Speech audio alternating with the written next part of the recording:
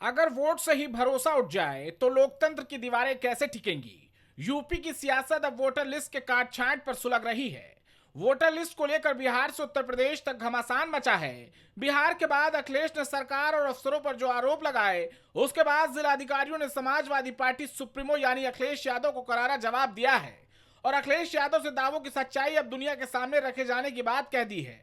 उत्तर प्रदेश की राजनीति में अब एक नया मोर्चा खुल गया है। वोटर लिस्ट पर सियासी संग्राम छिड़ा हुआ है। समाजवादी पार्टी के मुखिया ने पहले यूपी चुनाव पर वोटों की डकैती और फिर सरकार और प्रशासनिक मिलीभगत का आरोप लगाया, लेकिन इस बार सरकार ने जवाब दिया, बल्कि सिस्टम ही अखिलेश के खिलाफ उतर गया और सपा अध्यक्ष पर ब्यूरोक्रेसी का पलटवार देखने को मिला।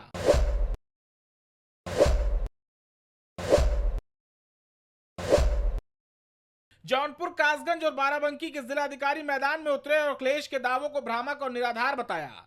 कासगंज डीएम प्रणय सिंह ने एक्स पर अखिलेश यादव की पोस्ट को जवाब देते हुए लिखा कि ईमेल के माध्यम से जनपद कासगंज की विधानसभा 101 अम्मामपुर के अंतर्गत 8 मतदाताओं के नाम गलत ढंग से काटने की शिकायत प्राप्त हुई थी।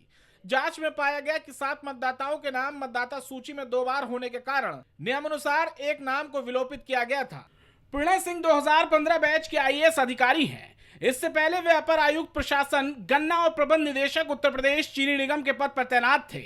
उनकी नियुक्ति मेधा रूपम के स्थान पर हुई है। मेधा रूपम का कासगंज से गौतम बुद्ध नगर के डीएम पद पर तबादला कर दिया गया था। नए जिलाधिकारी के पदभार ग्रहण करने पर जिले के अधिकारियों ने उनका स्वागत भी किया। वहीं जौनपुर डीएम दिनेश चंद्र ने लिखा कि ईमेल के माध्यम से जनपद जौनपुर की विधानसभा 366 जौनपुर के अंतर्गत 5 मतदाताओं के नाम गलत ढंग से काटने की शिकायत प्राप्त हुई थी। वर्णित सभी 5 मतदाता साल 2022 के पूर्व ही मृतक हो चुके थे। इसकी पुष्टि संबंधित मृतक मतदाता के परिवार के सदस्यों, स्थानीय लोगों सहित स्थानीय सभासद के द्वारा की गई थी। मृतकों के नाम नियमानुसार विलोपित किए गए हैं। अतः उपर्युक्त वर्णित शिकायत पूर्णतया निराधार व भ्रामक है। इस पोस्ट को यहाँ नीचे देखा जा सकता है। 1 जुलाई 1966 को जन्मे डॉक्टर दिनेश चंद्र बिजनौर जिले के रहने वाले हैं। सहारनपुर में डीएम बनने का कार्यभार संभाल चुके हैं।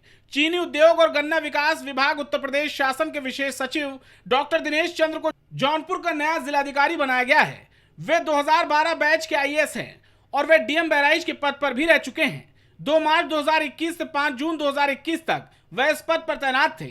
13 सितंबर 2024 की रात उन्हें जौनपुर के नए जिलाधिकारी के रूप में शासन द्वारा भेजा गया था। वहीं शशांक त्रिपाठी डीएम बाराबंकी ने लिखा कि बाराबंकी जिले के विधानसभा क्षेत्र 266 कुर्सी के 2 मतदाताओं के शपथ पत्र उनके नाम मतदाता सूची से गलत ढंग से काट दिए जाने के संबंध में प्राप्त हुए।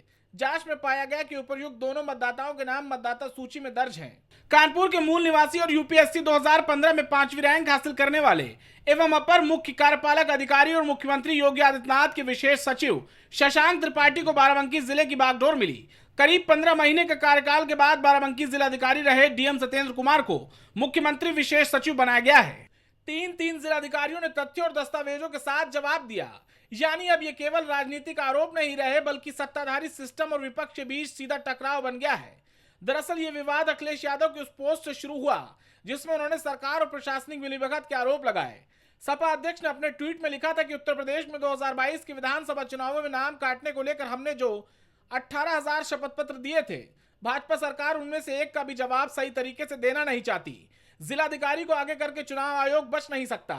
इस मामले की गहन जांच पड़ताल हो। डीएम साहब दिखाएं कि नाम काटते समय जो मृतक प्रमाण पत्र लगाए गए थे वो कहां हैं। अगर ये झूठ नहीं तो ये सफाई देने से इतने साल क्यों लग गए।